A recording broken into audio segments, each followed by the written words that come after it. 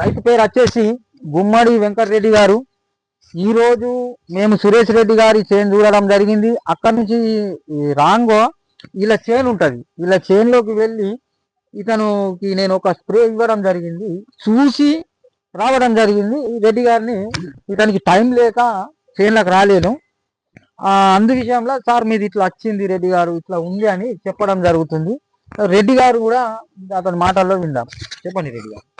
ఎట్లా ఉంది? బాగుంది. చూసేసి నేను సురేష్ రెడ్డి చూసిన, రెడ్డి గారు చూసిన తర్వాత మీ చేను చూసిన. మీ చేను చూస్తే మీరు ఒక స్ప్రే వాడిండు, మా స్ప్రే వాడిండు కాబట్టి అక్కడ ఎట్లా ఉన్నదంటే పొల్యూషన్ మంచి బ్రాంచెస్ వేసింది, ఖాతా మంచిగా ఉన్నది, మర్ర పూత ఉన్నది. ఇప్పుడు మర్ర స్ప్రేకి వచ్చింది మనది, స్ప్రేకి వచ్చింది కాబట్టి మీకు చెప్పుదామని. మీకు టైం లేదు కాబట్టి మీకు ఏదో బిజినెస్ పరంగా వేరే బిజినెస్ మనం అంతా ఇది చేయాలి.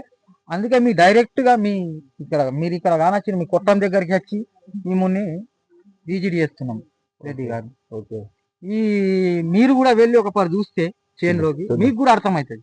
ఎందుకంటే నేను చెప్పింది వేరుంటది, మీరు చెప్పింది వేరు. ఇప్పుడు చూసిన నాకైతే ఆ విధానంగా మంచిగా ఉన్నది. ఆ ఇచ్చిన ఒక స్ప్రే కూడా మంచిగా పనిచేసింది, మంచిగా ఉన్నది. ఇప్పుడు మీరు రెడ్డి గారు వెళ్ళి మీకు వీలైతే వెళ్ళి మాత్రం విజిట్ చేసి రండి. ఓకే, మీకు చెప్పడం మా ధర్మం.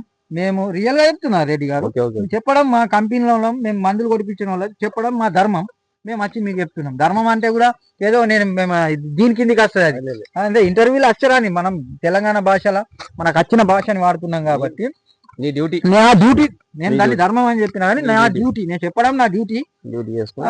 డ్యూటీకి మీకు చెప్పడం జరుగుతున్నది రెడ్డి గారు. మీరు పోయి ఒక పరి విజిట్ చేసి మరో నాకు కాల్ చేస్తే ఇది ఉంటది రెడ్డి గారు. నమస్కారం రెడ్డి గారు.